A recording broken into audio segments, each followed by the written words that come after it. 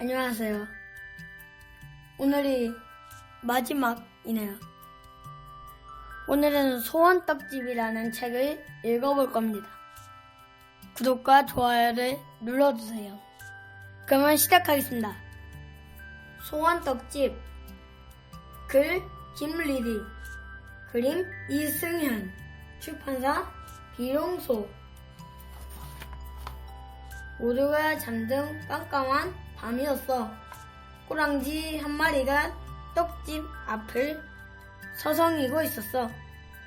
꼬랑지는 9마리 형제 중에서 가장 마지막에 태어나 꼬랑지라고 불렸어. 몸집이 아주 작고 볼품없는 쥐였지. 털에 윤기도 없고 앞니도 너무 작았어. 덩치가 커지면 앞니도 같이 자라야 하는데 꼬랑지는 아기 때 이빨 그대로 더는 자라지 않았어. 쥐들은 꼬랑지만 나타나면 슬금슬금 자리를 피했어.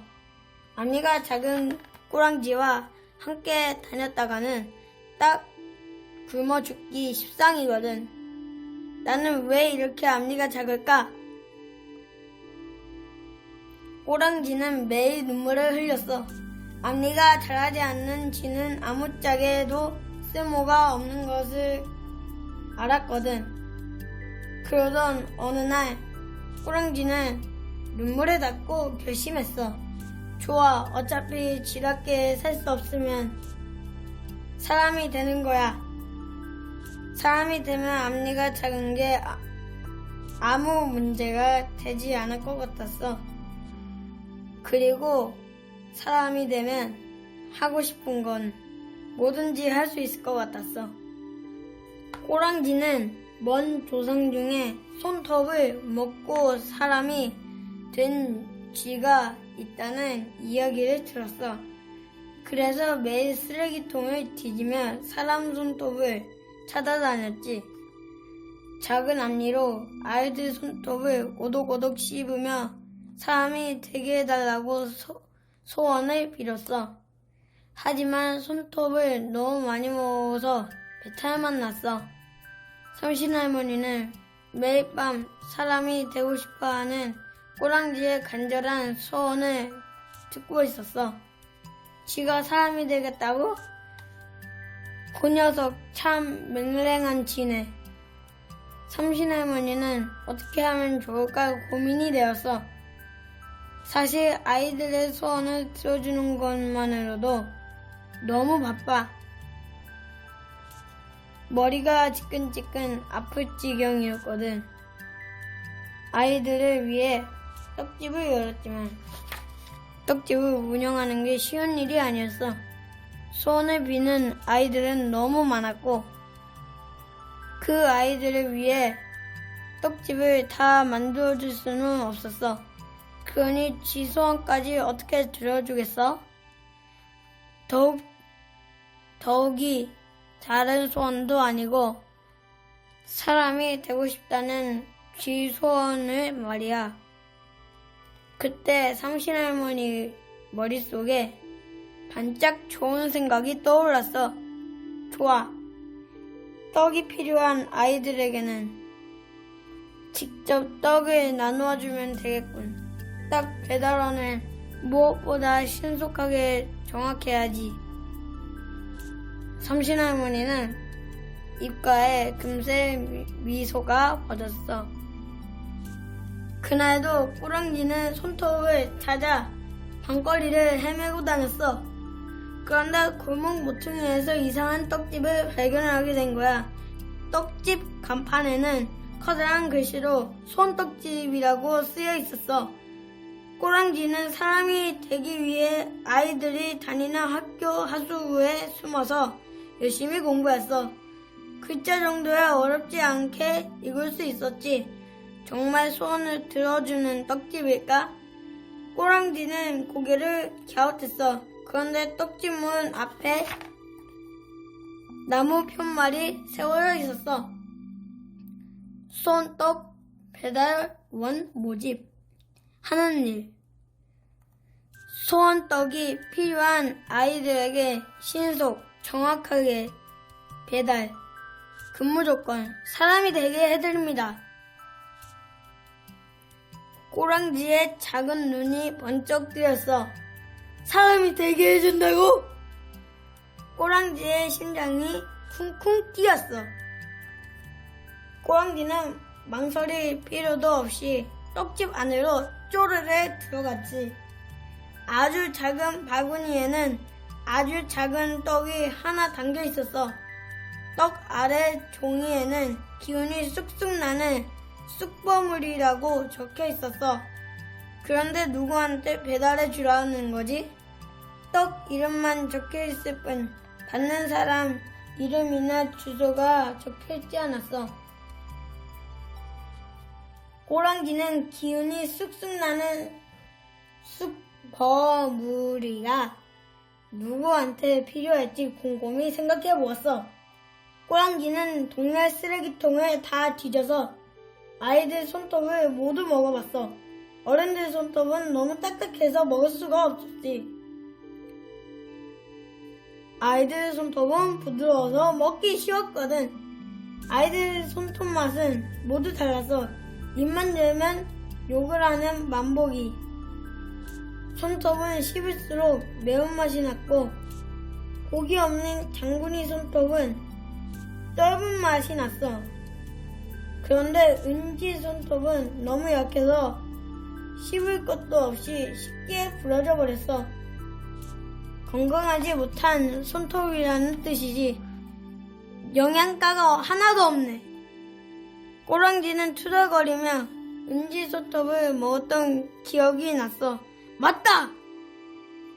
꼬랑지는 기운이 쑥쑥 나는 쑥버무리가 누구한테 필요한지 알 것 같았어. 꼬랑지는 아주 작은 바구니를 입에 물고 은진의 집으로 쪼르르 달려왔어. 은진의 집은 오래된 다세대 주택 2층이야. 꼬랑지는 낡은 건물을 올려다봤어. 어휴, 저기를 어떻게 올라가지?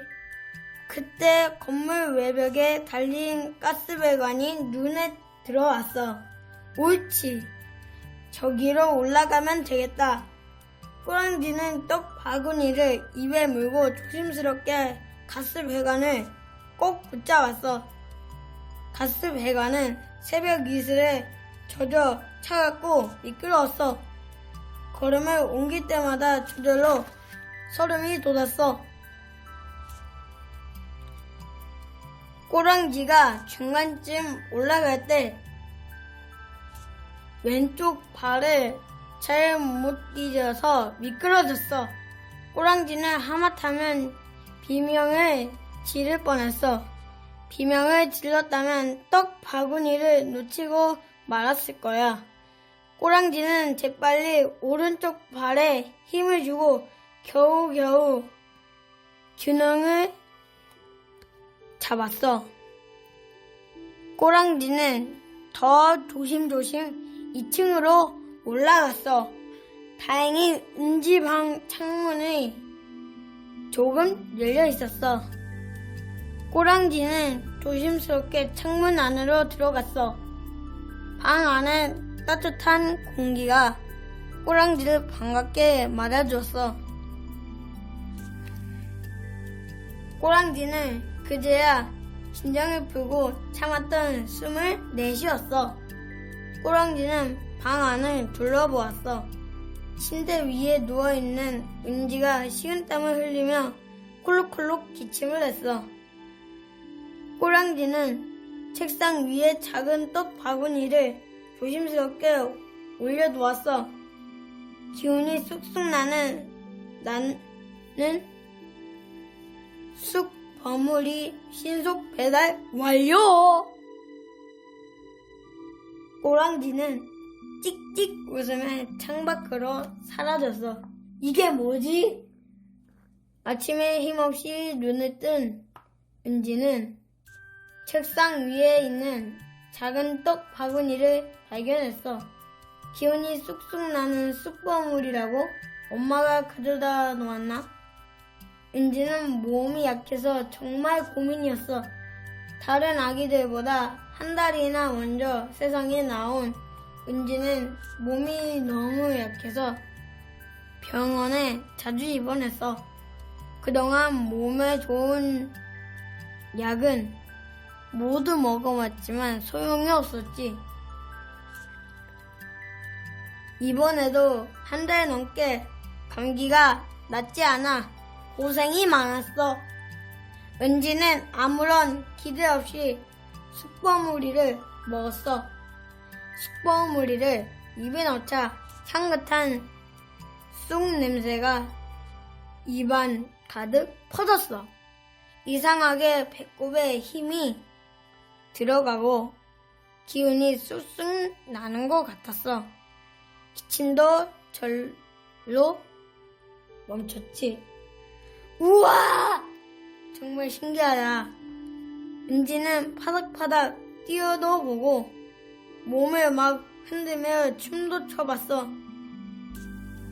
어제까지는 앉아있기도 힘들 만큼 기운이 없었는데 이제 운동장을 10바퀴도 넘게 뛸 수 있을 것 같았어. 아, 배고파. 은지는 거실로 달려갔어. 엄마 배고파요. 빨리 밥 줘요. 엄마 아빠는 갑자기 건강해진 은지를 보고 깜짝 놀라서 말이 나오지 않았어. 전날까지도 너무 기운이 없어서 죽도 못 먹고 누워있기만 했거든. 은지야! 몸은 괜찮아? 응, 엄마.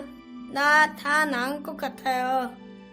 은지는 그날 아침으로 밥을 2공기나 먹었어. 엄마 아빠는 놀라서 은지가 밥 먹는 모습을 멍하니 지켜보고 왔어. 은지가 밥을 2공기나 먹은 건 태어나서 처음이거든. 달빛이 유난히 밝은 밤이었어. 꼬랑지는 쪼르르 떡집으로 달려갔어. 떡집 문을 열고 안으로 들어서자 작은 바구니에 밝은 빛이 나는 떡이 담겨 있었어. 떡 바구니 아래에는 쪽지가 붙어 있었어. 마음이 밝아지는 달떡. 마음이 밝아지는 달떡이라고? 꼬랑지는 눈을 감고 아이들 손톱 맛을 떠올렸어. 누구한테 필요한 떡일까? 꼬랑지는 쓴맛이 나는 손톱을 떠올렸어. 마음속에 어둠이 가득하면 쓴맛이 나거든. 맞다, 동안이 손톱이다. 꼬랑지는 찍찍 웃으며 작은 바구니를 입에 물고 동안이네 집으로 쪼르르 달려갔어. 동안이네 집은 아파트 10층이야. 꼬랑지는 커다란 산처럼 높은 아파트를 올려다보며 길게 한숨을 내쉬었어. 저기까지 어떻게 올라가지? 아무리 생각해도 가스배관을 타고 10층까지 올라갈 수는 없을 것 같았어. 꼬랑지는 가스배관을 타고 올라가다가 미끄러져서 떨어질 뻔한 기억이 떠올랐어.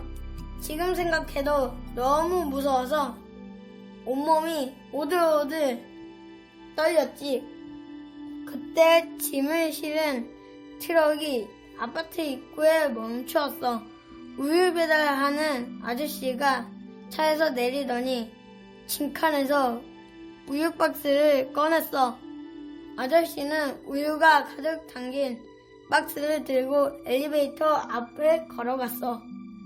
꼬랑지는 놀라서 바닥에 떨어진 광고지를 재빨리 뒤집어 쓰고 살금살금 아저씨를 따라갔어. 아저씨가 우유 박스를 엘리베이터에 실을 때 꼬랑지는 쪼르르 달려가 엘리베이터 구석에 딱 붙어섰어. 아저씨가 고개를 돌려 엘리베이터 안을 살폈어.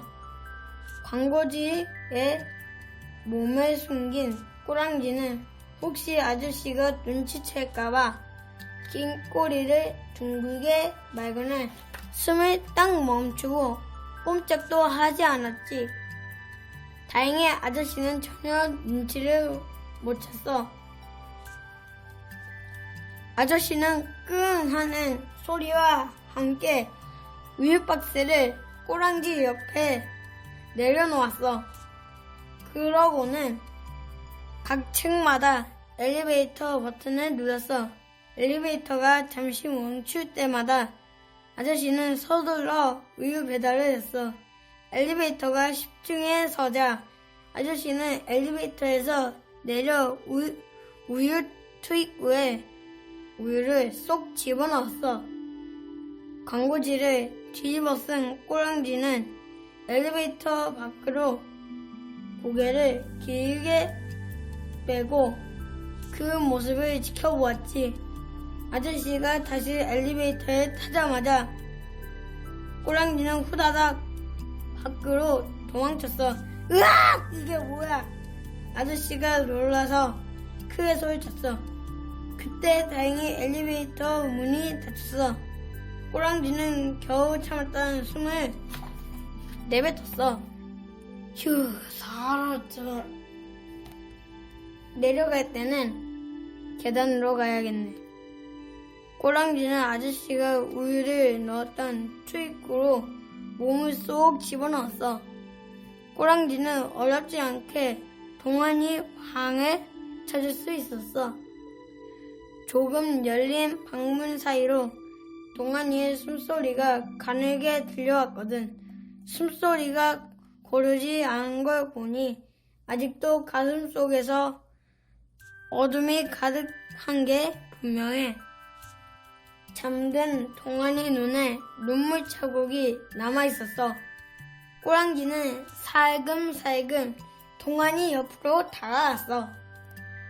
그러고는 떡이 담긴 작은 바구니를 조심스럽게 내려놓았어. 마음이 밝아지는 달떡 신속 배달 완료요. 꼬랑지는 다시 조심스럽게 뒷걸음을 치며 서둘러 동안이 방을 나왔어. 며칠 전에 동안이가 키우던 도마뱀이 죽었어. 엄마 아빠한테 부탁해서 어렵게 키우게 된 도마뱀이었어. 동안이는 도마뱀에 고롱이라고 이름을 지어주었어. 도마뱀은 원래 소리를 잘 안 나는데 고롱이는 기분 좋을 때 몸에서 고롱고롱 소리가 났거든. 동안이는 고롱이를 위해서 체온을 유지하는 집도 사고 먹이도 빼먹지 않고 챙겨주었어. 처음에는 작은 애벌레가 꿈틀거리는 게 징그러웠지만 고롱이를 위해서 그 정도는 참을 수 있었지. 고롱이가 잘 먹고 잘 자라는 고맙기만 했어. 고롱이는 긴 혀를 내밀고 홀짝홀짝 물 마시는 걸 좋아하고 물 그릇에 들어가 물놀이를 하는 걸 좋아했어. 동안이가 부드럽게 등을 쓸어주면 고롱이는 기분이 좋은지 눈을 슴뻑거렸어. 그럴 때마다 고롱이 배에서 고롱고롱 소리가 나는 것 같았어. 동안이는 학교에서 수업이 끝나면 고롱이가 보고 싶어 서둘러 집으로 달려갔어. 그러던 어느 날 아침에 일어나 보니 고롱이가 꿈쩍도 안 하는 거야. 동안이가 아무리 등을 쓰다머 주어도 고롱이는 눈을 뜨지 않았어. 동안이는 하루 종일 울었어. 학교도 가기 싫고 밥도 먹기 싫었어. 매일 밤 고롱이를 떠올리며 울면서 잠이 들었지. 동안이는 부스럭거리는 소리에 놀라서 잠을 깼어. 혹시 고양이가 다시 살아서 돌아온 건 아닌가 생각이 들었어. 동환이는 불을 켜고 방 안을 살펴보았어. 그런데 침대 아래에 작은 바구니가 있지 뭐야. 바구니 안에는 밝은 빛이 나는 떡이 담겨 있었어. 동환이는 아무 생각 없이 떡을 집어서 입에 넣었어. 떡을 먹자마자 마음이 편안해지면서 졸음이 쏟아졌어. 동환이는 다시 침대에 누워 스르르 잠이 들었어. 동환이는 꿈을 꾸었어. 꿈속에서 고롱이가 나타나는 거였어. 고롱이를 손바닥 위에 올려놓고 부드럽게 등을 쓸어주자 고롱이가 눈을 쓱뻑거리며 고롱고롱 소리를 냈어. 그동안 고맙다고 인사를 하는 것 같았어. 동환이는 잠에서 깨자마자 크레파스를 꺼내 하얀 도화지에 그림을 그렸어. 바로 꿈에서 본 고롱이 모습이었지. 그림 속에서 고롱이는 동환이를 보며 행복한 미소를 짓고 있었어. 고롱아, 하늘나라에서 행복하게 살아야 돼. 동환이는 고롱이에게 인사하고는 책상 앞에 그림을 붙였어. 고롱이가 따뜻한 눈빛으로 동환이를 지켜보고 있는 것 같았어. 동환이는 이제 슬프지 않았어. 가슴 속에 어둠이 사라지고 달처럼 밝고 따뜻한 기운이 느껴졌거든. 꾸역게 안개가 낀 밤이었어. 벌써 일하러 가야 할 시간이네. 꼬랑지는 길게 기지개를 켜고는 떡집으로 달려갔어. 떡집 안으로 들어서자 작은 바구니에는 납작하고 둥근 호떡이 담겨 있었어. 떡 바구니에 아래에는 쪽지가 붙어 있었지. 시간을 되돌리는 호떡. 시간을 되돌리는 호떡이라고? 꼬랑지는 어떻게 시간을 되돌릴 수 있는지 궁금했어. 다행히 아래에 작은 글씨로 시간을 되돌리는 방법이라고 적혀 있었어. 시간을 되돌리는 방법. 되돌아가고 싶은 날만큼 호떡을 왼쪽으로 돌려서 먹을 것. 꼬랑지는 어떤 아이가 시간을 되돌리고 싶어 할지 곰곰이 생각해 보았어. 그때 울퉁불퉁 못생긴 손톱이 떠올랐어.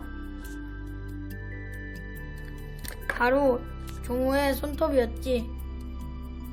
종우는 뭔가 잘못하거나 초조할 때 손톱을 물어뜯었어. 그래, 손톱을 물어뜯는 종우한테 필요한 떡이 분명해. 꼬랑지는 호떡이 담긴 작은 바구니를 입에 물고 종훈의 집으로 쪼르르 달려갔어. 종훈의 집은 높은 담장이 초록 넝굴로 둘러싸여 있는 빨간 벽돌집이야. 꼬랑지가 가까이 다가가자마자 마당에서 잠을 자던 검은 개가 컹컹컹컹 사납게 짖어댔어. 꼬랑지는 너무 무서워서 오줌을 찔끔 쌀 뻔했어. 어떻게 하지? 꼬랑지는 저절로 뒷걸음짓을 쳤어. 아무래도 떡 배달을 포기해야 할 것 같았어. 쥐새끼가 감히 뭘 훔쳐먹으려고 집 주위를 서성거려? 담을 넘는 순간 오늘이 내 대선날인 줄 알아라. 검은 개가 담장 안에서 으르렁 거렸어. 꼬랑지는 도둑으로 몰린 게 너무 억울했어. 아무리 생각해도 이대로 물러설 수는 없는 것 같았어. 꼬랑지는 떡 바구니를 잠시 내려놓고 크게 심호흡을 했어. 저는 뭘 훔치러 온 게 아니라 소원을 빌어주는 떡 배달하러 갔어요. 꼬랑지가 용기를 내서 말했어. 그 말을 나더러 믿으라고. 안에서 검은 개의 목소리가 다시 들려왔어. 이 집에 종호라는 아이가 살고 있지요. 그 아이에게 꼭 필요한 떡이에요. 아마 종호가 요즘 화가 많이 나 있을 거예요. 종호는 뭔가 초조하고 화가 날 때 손톱을 물어뜯는 게 요즘 자주 그랬을 거예요. 꼬랑지는 겨우 용기를 내서 차분히 말했어. 그걸 내가 어떻게 알지? 검은개가 놀라서 물었어. 사실은 요즘 종호가 잘 놀아주지도 않고 손톱을 물어뜯는 걸 자주 보았거든. 저는 쓰레기통을 뒤져서 아이들의 손톱을 다 먹어보았어요. 손톱 맛만 봐도 그 아이의 마음을 알 수 있어요. 저는 아이들에게 필요한 소원떡을 배달하고 있어요. 정말이에요. 믿어주세요. 꼬랑지는 간절한 마음으로 말했어. 좋아, 한 번만 믿어보지. 하지만 내 말이 거짓말이라면 절대 가만두지 않을 거야. 안에서 검은 개의 목소리가 다시 들려왔어. 아까와는 달리 많이 누그러진 목소리였지. 꼬랑지는 담쟁이 넝쿨을 타고 담을 넣었어. 검은 개는 상상했던 것보다 더 크고 사나워 보였어. 하지만 눈빛만은 선해 보였어. 뒤쪽으로 가면 나무로 된 문 아래쪽에 작은 틈이 있을 거야. 그쪽으로 가면 돼. 검은 개가 안으로 들어갈 수 있도록 길을 알려주었어. 꼬랑지는 덕분에 쉽게 집 안으로 들어갔어. 꼬랑지는 길을 쫑긋 세우고 안에서 들려오는 숨소리에 귀를 기울였어. 어디선가 유난히 거친 숨소리가 들려왔어. 뭔가 크게 화가 나 있는 것 같았어. 저기가 종호 방이군. 꼬랑지는 종호 방으로 쪼르르 들어갔어. 종호는 잔뜩 인상을 쓰고 잠이 들어 있었어. 꼬랑지는 종호 머리 맡에 작은 바구니를 내려놓았어. 시간을 되돌리는 호떡 신속 배달이 완료요. 꼬랑지는 후다닥 방에 나왔어. 종호는 새벽에 오줌이 마려워서 눈을 떴어. 화장실에 다녀왔는데 머리맡에 작은 바구니가 있지 뭐야. 이게 뭐지? 종호는 고개를 갸우뚱했어. 작은 바구니에는 쪽지가 붙어 있었어. 시간을 되돌리는 호떡. 시간을 되돌리는 호떡이라고. 종호는 호떡만큼 커졌어. 쪽지 아래에는 더 작은 글씨로 시간을 되돌리는 방법이 적혀 있었어. 자세히 보지 않았다면 글씨가 너무 작아서 그냥 한 입에 먹을 뻔했지 뭐야. 시간을 되돌리는 방법. 되돌아가고 싶은 날만큼 호떡을 왼쪽으로 돌려서 먹을 건. 정말 시간을 되돌릴 수만 있다면 종호는 사흘 전으로 돌아가고 싶었어. 그런 바보 같은 짓을 하지 않았을 거야. 종호는 바구니에서 호떡을 꺼냈어. 제발 사흘 전으로 돌아가게 해주세요. 종호는 간절하게 기도를 하고 호떡의 왼쪽을 3번 돌렸어. 그러고는 입안에 넣었지. 호떡을 입에 넣자마자 스르르 눈이 감겼어. 종호야, 빨리 일어나. 다정한 엄마 목소리가 들려왔어. 종호는 눈이 번쩍 뜨였어. 늦겠다. 빨리 학교 갈 준비해야지. 엄마는 종호 볼에 뽀뽀하고 겨드랑이를 간지렸어. 종호는 밝게 웃는 엄마를 다시 보니 눈물이 날 것 같았어. 엄마, 오늘 무슨 요일이지? 무슨 요일이긴 월요일이지. 목요일이 아니고요? 얘가 왜 갑자기 엉뚱한 소리를 하고 그러지? 혹시 너 숙제 까먹고 안 한 거 아니야? 엄마가 물었어. 아니에요. 종호는 벌떡 일어나 화장실로 달려갔어. 종호는 찬물로 세수를 했어. 찬물이 얼굴에 닿자 정신이 번쩍 들었어. 종호는 새벽에 시간을 되돌리는 호떡을 먹었던 기억이 선명하게 떠올랐어. 그래, 시간이 사흘 전으로 돌아갔다면 오늘이 바로 그날이야. 사흘 전에 종호는 엄마에게 큰 상처를 주었어. 엄마는 그날 이후부터 종호한테 뽀뽀도 안 하고 간지럼을 태우지도 않았어.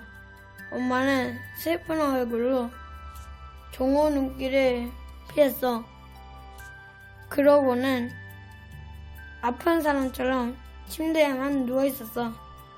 다시는 그런 바보 같은 짓은 하지 않을 거야. 종호는 거울을 노려보며 가슴 깊이 맹세했어. 종호야, 다시 잤어? 빨리 나와, 학교 늦겠다. 밖에서 엄마가 부르는 소리가 났어. 네, 엄마, 지금 나가요. 종호는 서둘러 밖으로 달려나갔어. 종호는 아침을 먹고 엄마와 집에 나섰어. 엄마는 빙긋 웃으며 종호 손을 꼭 잡아주었어. 오랜만에 잡아보는 엄마 손이 참 따뜻했어. 학교 앞에 다 왔다. 엄마는 학교 건널목에 걸음을 멈췄어. 다른 아이들은 엄마 손을 붙잡고 교문 앞에서까지 가서 헤어졌어. 근데 종호는 늘 건널목 앞에서 엄마랑 헤어졌어. 종호는 사실 친구들이 엄마를 보는 게 싫었어. 아주 어렸을 때는 엄마가 세상에서 가장 예뻐 보였어. 동화 속 공주님보다 더 예쁘다고 생각했어. 그런데 유치원을 가면서부터 엄마가 친구들과 엄마와 다르다는 걸 알게 되었지. 친구들 엄마는 더 젊고 밝고 활기찼어. 엄마는 아주 늦은 나이에 종호를 낳았어. 그래서 건강도 안 좋고 몸도 자주 아팠어. 종호는 엄마가 친구들 엄마보다 나이가 훨씬 많다는 걸 알게 되었어. 얼마 전에 엄마가 준비물 때문에 교실에 찾아온 적이 있었어. 급하게 와서 머리도 헝클어지고 옷도 초라했어. 엄마는 뒤에 앉은 아이한테 종호를 불러달라고 부탁했어. 그날 그 아이가 종호에게 다가와 종호야, 너희 할머니 왔어 하고 말하는 거야. 종호는 그때 너무 속상하고 화가 났어. 처음으로 나이가 많은 엄마가 창피했어. 그리고 사흘 전에 그 일이 일어났던 거야. 그날 종호는 건널목 앞에서 엄마와 헤어졌어. 그런데 교문에서 지연이를 만났어. 지연이는 종호가 좋아하는 여자친구야. 문구점에서 많은 커플링도 함께 나누어 깨졌어. 종호야, 같이 있던 분 누구야? 지연이가 물었어. 엄마야? 지연이가 다시 물었어. 종호는 자기도 모르게 아니 하고 대답해버렸어. 그러고는 바로 후회했지. 그럼 할머니? 지연이가 다시 물었어. 종호는 좋아하는 지연이까지는 그렇게 말해서 너무 속상했어. 아니라고 말하고 싶었지만 그 말을 하기에는 너무 늦은 것 같았어. 아무 말도 못하고 고개를 푹 숙였어. 그런데 그날 수업이 끝나고 지연이와 함께 집에 가는 길에 건널목 앞에서 엄마와 마주친 게 된 거야. 엄마가 반갑게 손을 흔들며 다가왔어. 종호야, 너희 할머니다. 지연이가 크게 소리쳤어. 엄마가 당황한 듯 할머니 아닌데 하고 말했어. 종호가 아까 할머니라고 했는데요. 지연이가 눈치 없이 대답했어. 종호는 순간 얼굴이 뜨거워졌어. 그럴 수만 있다면 땅속으로 숨어버리고 싶었어. 엄마는 아무 말도 없이 앞장서서 걸었어. 종호는 고개를 푹 숙인 채 엄마 뒤를 따랐어. 어깨가 축 처진 엄마의 뒷모습이 너무 슬퍼 보였어. 엄마가 그렇게 슬퍼 보였던 건 그때가 처음일 거야. 종호는 그 뒤로 자신한테 너무 화가 났어. 막 때려주고 싶을 만큼 미웠어. 종호야, 무슨 생각해? 엄마가 갑자기 물었어. 종호는 그제야 정신을 차렸어. 아무것도 아니에요. 종호야, 선생님 말씀 잘 듣고 친구들과 사이좋게 지내고 공부 열심히 해. 엄마는 늘 그랬던 것처럼 다정하게 말했어.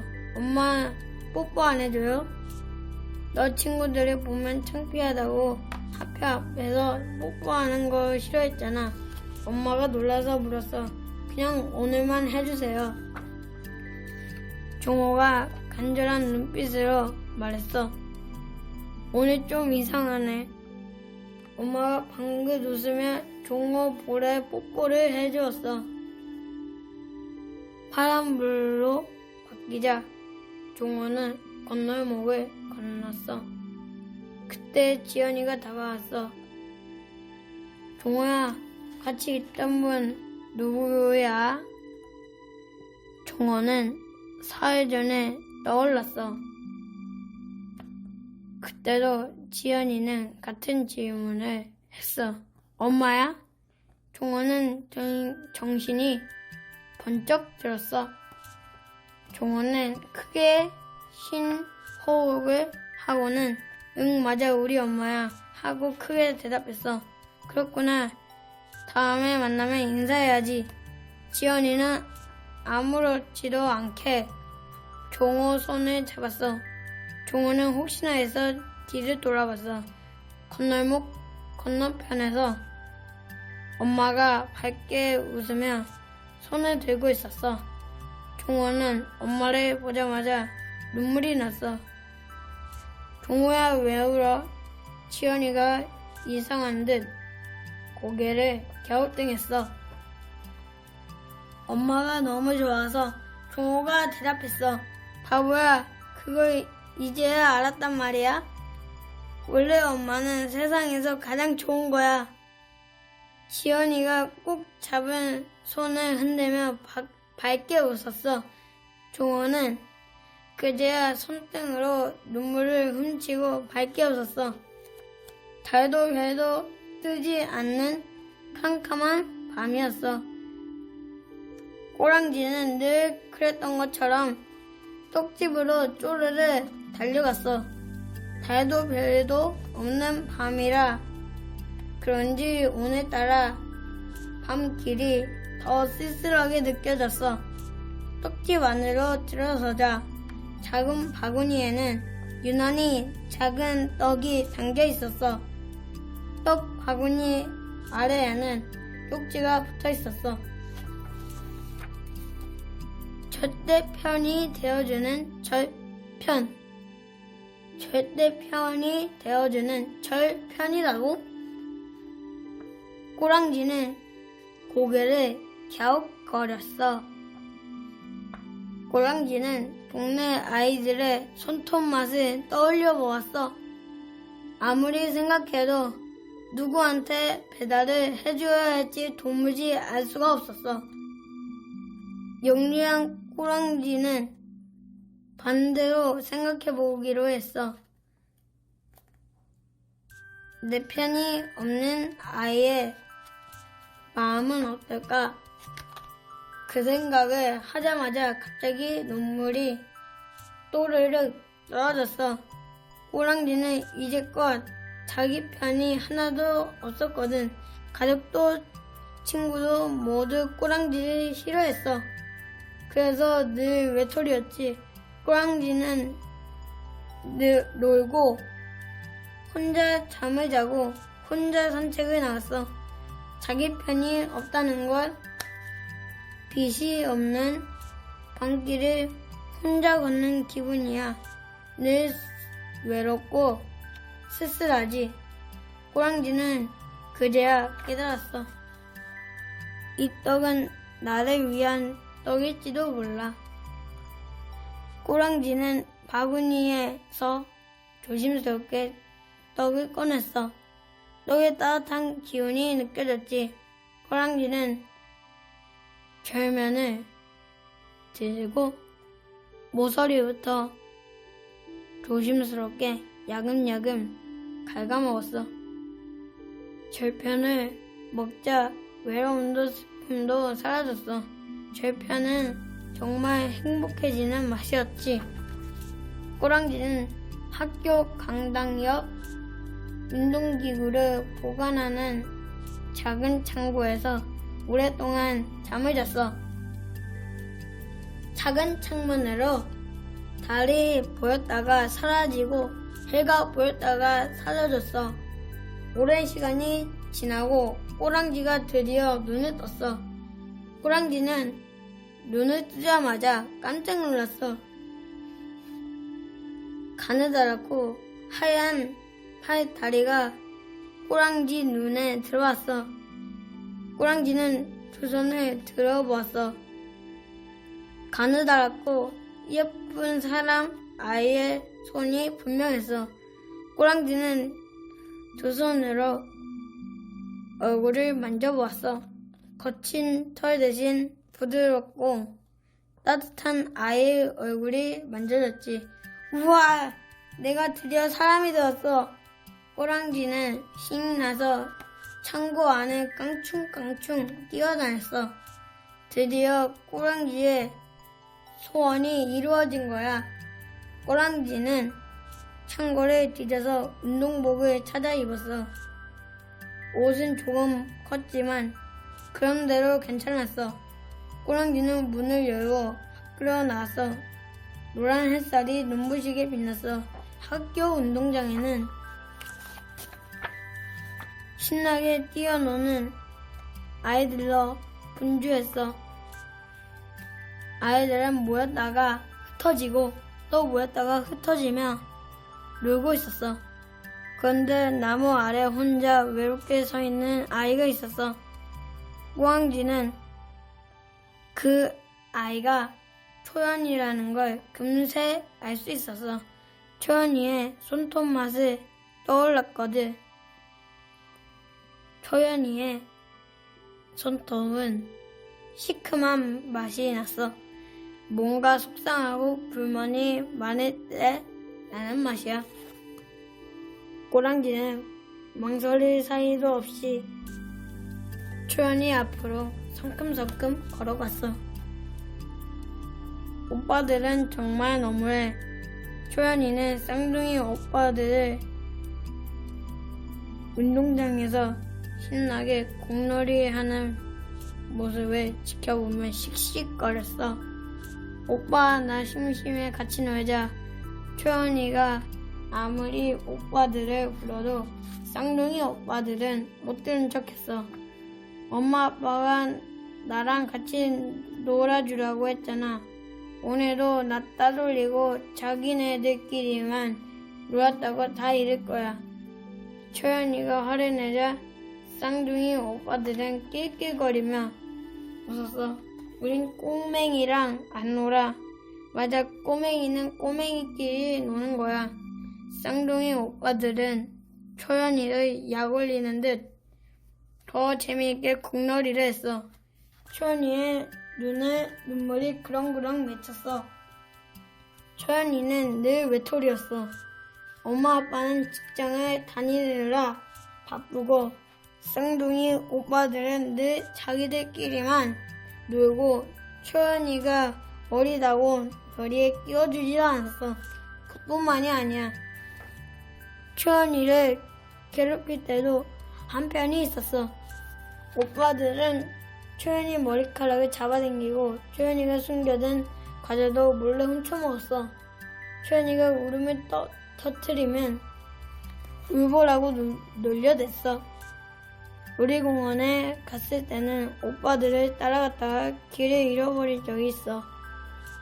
오빠들이 초연이만 놔두고 둘이서 달리기 시합을 했거든. 초연이는 오빠들이 너무 빨라서 따라갈 수가 없었어. 결국 길을 잃고 말았지. 초연이는 울면서 놀이공원을 돌아다녔어. 커다란 곰인형 탈을 쓴 언니가 도와주지 않았으면 초연이는 영영 미아가 되었을지도 몰라. 초연이는 그때 일을 떠올리자 더 눈물이 났어. 오빠들은 정말 바보 멍청이야. 신통 많고 고약하고 액체 괴물보다 더 못생긴 괴물 같아. 맞아, 오빠들은 신통 많고 고약하고 액체 괴물보다 더 못생긴 괴물 같아. 누군가 초연이의 말을 그대로 따라했어. 초연이가 눈물을 훔치고 소리가 나는 곳으로 눈을 돌렸어. 바로 옆에 처음 보는 꼬마가 서 있었어. 무릎까지 내려오는 큰 운동복을 입은 꼬마는 초연이를 바라보며 방글방글 웃었어. 넌 누구야? 초연이가 물었어. 난 꼬랑지, 아니 꼬랑지야. 이름이 꼬랑지라고? 응, 형제 중에서 가장 나중에 태어나서 그렇게 불러. 너도 막내구나. 그런데 왜 너 혼자야?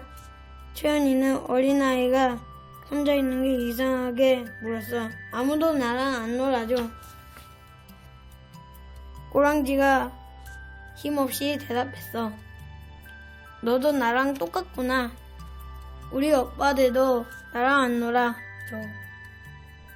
그래서 너무 화가 나. 맞아, 너무 화가 나. 정말 신통맞고 고약한 오빠들이야. 맞아, 정말 신통맞고 고약한 오빠들이야. 꼬랑지는 초연이의 말을 할 때마다 그대로 따라했어. 꼬랑지가 오빠들 욕을 함께 해주자 초연이는 속이 다 후련했어. 너 진짜 귀엽다. 내 동생 하면 좋겠다. 초연이가 밝게 웃었어. 나도 누나가 마음에 들어. 내 누나였으면 좋겠어. 꼬랑지도 밝게 웃었어. 우리 과자 나누어 먹을래? 고소한 콩가루가 뿌려진 쌀과자가 있거든. 꼬랑지는 콩가루가 뿌려진 쌀과자라는 말에 저절로 입에 군침이 돌았어. 아주 오래전에 교실 바닥에 떨어져 있던 쌀과자를 먹어본 적이 있거든. 꼬랑지는 고개를 끄덕였어. 최연이는 가방에서 오빠들 몰래 숨겨둔 과자를 꺼냈어. 그러고는 꼬랑지와 사이좋게 나누어 먹었어. 그때 공놀이를 하던 오빠들이 달려왔어.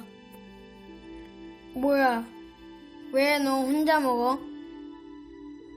큰 오빠가 말하자마자 작은 오빠가 맞장구 쳤어. 맞아, 왜 혼자 먹어?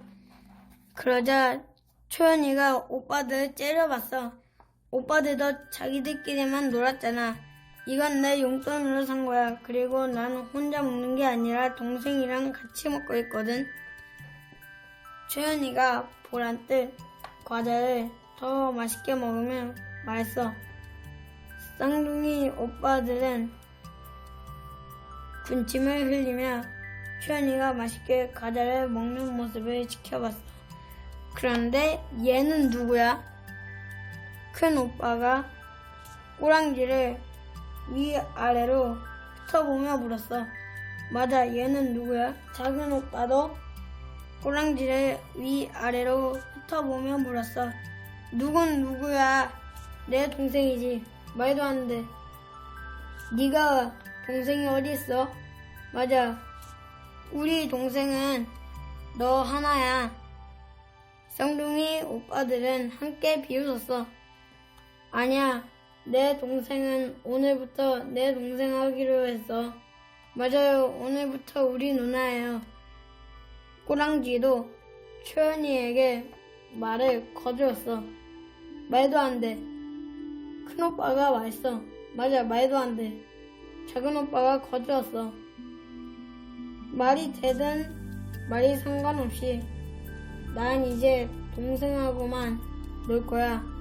말이 되든 말든 상관없어요. 나도 이제 누나하고만 놀 거예요. 꼬랑지가 초연이 말에 따라했어. 오빠들 좀 비켜줄래? 초연이가 말했어. 맞아요, 좀 비켜줄래요? 꼬랑지도 따라했어. 쌍둥이 오빠들은 놀라서 길을 비켜주었어. 초연이와 꼬랑지는 다정하게 손을 잡고 오빠들 사이를 걸어갔어. 둘이 맛있게 쌀과자를 나누어 먹으면 말이야. 쌍둥이 오빠들은 손등으로 콧물을 훔치며 사이좋게 걸어가는 남매가 부러운 듯 바라보았어. 우리가 그동안 좀 너무했나? 큰오빠가 말했어. 좀 그렇긴 하지. 작은 오빠가 대답했어. 꼬랑지는 그 뒤로 외로운 아이들 편이 되어주었어. 누구든 자기 편이 필요한 아이들이면 꼬랑지는 어디든 달려갔어. 꼬랑지는 아이들의 친구가 되어 기운을 푹 받아주고 힘들 때는 위안이 되어줬어. 혼자 노는 아이가 있으면 함께 놀아주고 혼자 걷는 아이가 있으면 조용히 옆에서 같이 걸어주었지. 하늘나라에서 삼신할머니가 그 모습을 흐뭇하게 지켜보았어. 이제 좀 쉴 때가